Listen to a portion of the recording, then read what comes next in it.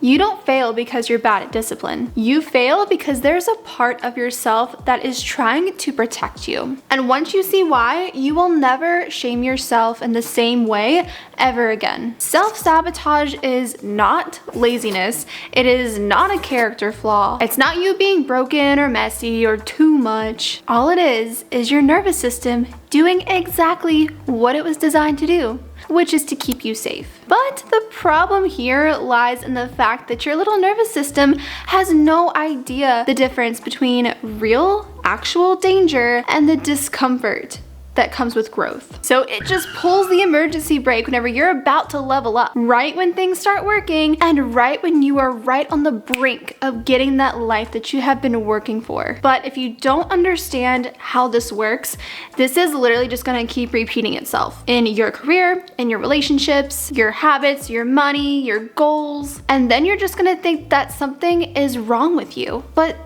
there's not. You just have to learn how to work with yourself and not against yourself. And that is exactly what we're gonna be talking about today. Welcome back to your weekly girl check-in. Grab a journal, grab something cozy to drink, and let's talk about what you actually need to hear this week. Today I have some tea because that big snowstorm that came over the States brought snow to Charleston, South Carolina. I know, second year in a row, and I thought I was far enough south, but maybe we need to go just a little bit further. Needless to say, the snow is slowly melting, but the freezing temperatures are still here, and I am so cold.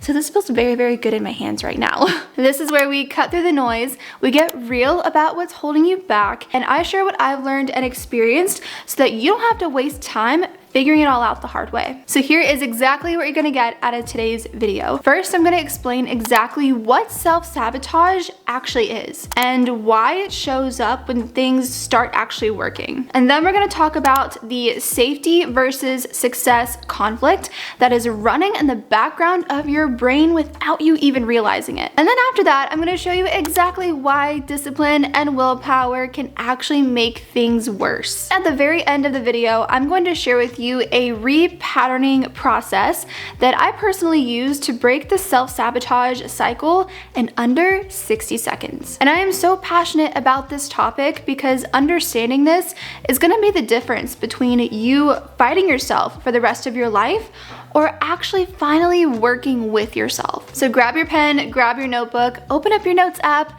take a sip of your hot cozy beverage, and let's get into it. Okay, so first things first, let's define what self-sabotage really is. Self-sabotage is whenever you do something or you don't do something that goes against what you say you want. For example, maybe you finally consistently go to the gym and then you mysteriously stop going. Or you meet someone that is finally emotionally available, but then you ghost them. Or you pick a fight with them out of nowhere. Maybe you are this close to hitting your income goal, and then you stop pitching your business, you stop pushing yourself, and you just stop showing up altogether. None of this is random. And it's not you being lazy or undisciplined. It's literally your brain trying to keep you in familiar territory. Because to your nervous system, familiar equals safe. Even if that familiar is painful, even if that familiar is small, even if it keeps you stuck in a life that feels like you're wearing a shoe that is 2 sizes too small, your brain does not care if you're happy, okay? It only cares that you're alive. Anything that feels new or uncertain or just outside of your comfort zone, your brain is gonna go wee-oo, wee-oo. That's a threat. So then it does exactly what it's designed to do. It yanks you back into your cave of comfort, where it's nice and cozy and you eventually die of boredom. But hey, at least you're safe. And that's why awareness alone is not going to fix this. You can know that you're self-sabotaging. You can journal all day about it. You can talk to your therapist all day about it or ChatGPT about it. You can watch every YouTube video on the topic and read every single book. But if your nervous system still associates success with danger, you are going to keep doing it. So why on earth does it show up whenever everything starts to work? When it all starts to click? And it's because the stakes feel the highest at this point. It's when you're the most visible. It's when you're the most vulnerable. and it's when you're the most exposed. Your brain sees this happening and it goes, whoa, whoa, whoa, whoa. This feels a little uncertain. I feel seen. People are looking at us. Abort mission, and then boom. Self-sabotage. You are back in your bed, binging Netflix and not going to the gym for months again, or not showing up in your business again for weeks at a time. And I know this because I've done it. I have experienced this before multiple times, and whether it was like going to the gym consistently or working out consistently and then I just stop, or with my content I get in a roll with it and then I just stop. But I've learned from every single time that that's happened and why it happens. This never happened because I didn't want it. It's because a part of me was terrified of what it would mean when I finally got it. So let's talk about the real reason that this keeps happening. It's this thing called the safety versus success conflict. And this is exactly what it is. So there's a part of you that wants to grow. They want to level up, they want to achieve their goals, but then there's another part of you, usually the subconscious part that's running the show like a little tiny dictator, that is absolutely terrified of what that means. Because success could mean more visibility, more responsibility, more expectations, more change. It means outgrowing people. It means being seen. And for a lot of us, that sounds scarier than just staying small. But let me ask you something, and I really want you to think about this. Do you think more people are afraid of failure or of success? Because personally, I used to think it was failure. I used to think that's what held me back. But the truth ended up being that I was way more afraid of success, because failure meant that I could stay safe. I could stay hidden. I could just keep telling myself, well, I didn't really try, so it doesn't count. But success? Nope. Success meant that I had to own it. I had to be fully seen. I had to fully show up. And that was terrifying. Like, way more terrifying than just staying where I was and complaining about it. Your subconscious does not care about your vision board. It doesn't care about your goals. It doesn't care about your 5-year plan, your Pinterest board, or even your manifestation journal. The only thing it cares about is keeping you in alignment with your identity. Not your goals, not your desires, your identity. You can want $1 million all day long, but if you just continue to see yourself as someone that's bad with money, you are going to stay broke. If you want a healthy relationship, but you see yourself as someone that's unlovable, you are going to keep picking people that are going to prove that right to you. If you want to be successful, but you see yourself as someone that just isn't ready yet, or that you're still figuring it out, you're gonna self-sabotage yourself before you can even get close to success. Or way worse, right before you have a breakthrough. So, if you want to stop self-sabotaging, you do not need more discipline. You don't need more motivation. You don't need another productivity app, another journal, or a new morning routine. You need to change who you believe you are. I know that sounds overwhelming. It sounds like a really big statement, but truly it is way simpler than you think. Okay, so now that you understand why this is actually happening, let's talk about why willpower actually makes it worse and what actually stops this. And then I'm gonna give you the exact process you can do to break that pattern in real time. All right, so here's where most people get it wrong. They just think the solution to self-sabotage is more willpower, more discipline, more forcing yourself to do the thing even though every single cell in your body is screaming not to. But that actually makes it so much worse, because willpower is a fight. It is you against you. It's almost like trying to arm wrestle yourself, but you're both arms. And when you're fighting yourself, your nervous system is gonna go into stress mode. And when you're in stress mode, you're in survival mode. And when you're in survival mode, you're gonna default to old patterns every single time. So you can white knuckle your way through for a little while. You can force yourself to stay up.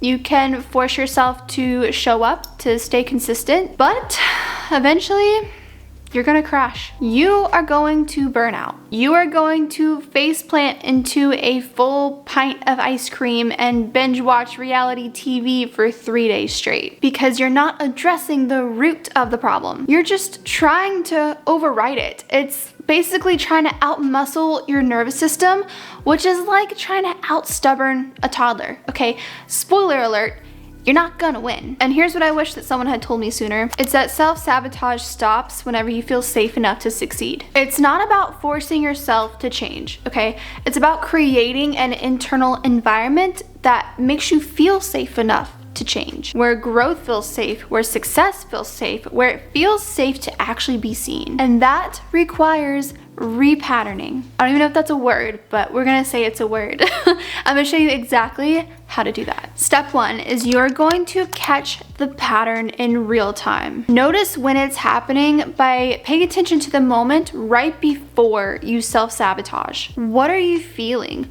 What is the story that you're telling yourself? For me, it's I don't have enough time, I'm not good enough, I don't deserve this, who do I think I am? Whenever I start to have those thoughts, that is my cue. When I notice those thoughts, I catch those little buggers. I'm like, oh, there's my pattern. There she is. Nope, she's not running the show today. And then just that awareness alone is enough to interrupt it. Step 2, you're going to pause and regulate, okay? Take a breath, put your hand on your chest, just ground yourself in the moment and just tell yourself, this is new, I'm safe, my nervous system is just trying to protect me, but I'm completely safe. I don't need protection right now. You basically have to talk to your nervous system like it's a scared little puppy. And if you need something more tangible, just put both of your feet on the ground, name 5 things that you can see, and just take 3 deep breaths. This is gonna bring you out of your head, back into your body, and let your nervous system know, like, hey,